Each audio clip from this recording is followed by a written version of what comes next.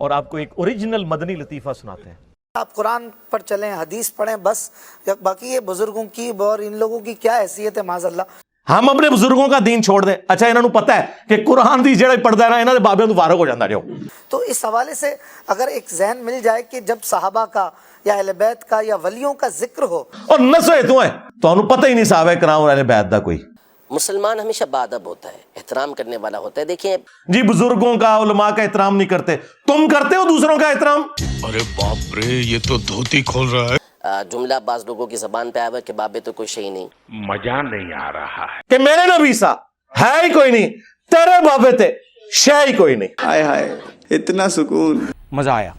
اور اس کی اگلی قسط بھی ہے. ہاں حالانکہ یہ جو طرز ہے، یہ جو انداز ہے، جی یہ اسلامی تربیت کے بالکل خلاف ہے. رکو ذرا، صبر کرو، آگے چل.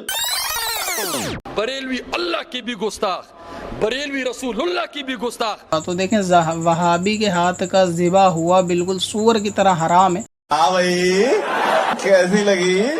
وہ اللہ تبارک و تعالی ارشاد فرماتا ہے کہ جس بندہ میرا قرب فرائض سے سب سے زیادہ حاصل کرتا ہے، یعنی جن چیزوں کو میں نے اس کے اوپر فرض کیا ہے ان کی ادائیگی سے سب سے زیادہ میرا قرب وہ حاصل کرتا ہے، اس کے بعد کہ اللہ تعالیٰ فرماتا ہے جو میرے ولی سے دشمنی کرے میرا اس کے خلاف اعلان جنگ ہے، اور میرا بندہ میرا قرب حاصل نہیں کر سکتا مگر فرائض میں پابندی سے اور نوافل میں کثرت سے. میرا اتنا قرب حاصل کر لیتا ہے کہ میں اس کے ہاتھ بن جاتا ہوں جس سے وہ پکڑتا ہے، میں اس کے پاؤں بن جاتا ہوں جس سے وہ چلتا ہے، میں اس کے کان بن جاتا ہوں جس سے وہ سنتا ہے، میں اس کی زبان بن جاتا ہوں جس سے وہ بولتا ہے، میں اس کی آنکھیں بن جاتا ہوں جس سے وہ دیکھتا ہے.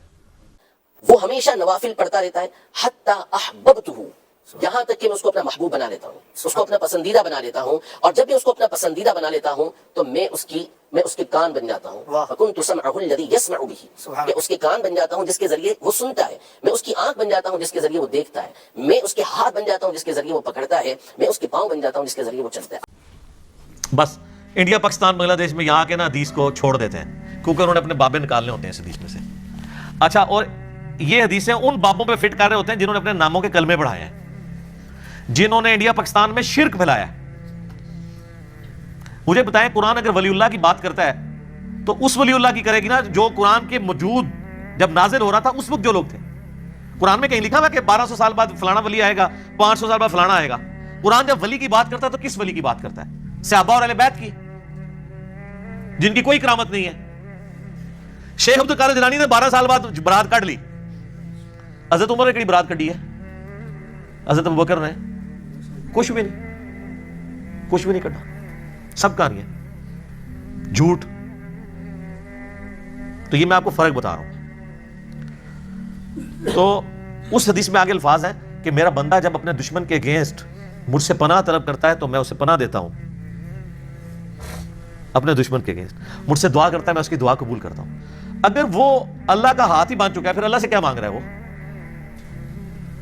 اللہ سے مانگنے کی ضرورت نہیں. ایک بندہ اللہ کا ہاتھ اس کا ہاتھ باندھ چکا ہے تو جدھر مرضی ہاتھ لے جائے، وہ جس کی مرضی کھینچی روڑ دے. اللہ سے کیا مانگ رہا ہے وہ پھر کہ اللہ مجھے اپنے دشمن کے اگینسٹ تو بچا لے؟ تو اللہ کو تو چاہیے ہوگا کہ یار تو ہاتھ سے بناتا ہے کر جو مرضی. یہ مطلب ہی غلط ہے اس کا. ہاتھ بن جاتا ہوں، پاؤں بن جاتا ہوں، آنکھیں بن جاتا ہوں، مراد یہ ہے کہ اس کے ہاتھ، پاؤں، آنکھیں، کان یہ اللہ کی اطاعت میں ہی اٹھتے ہیں، اللہ کے نافرمان نہیں ہوتے.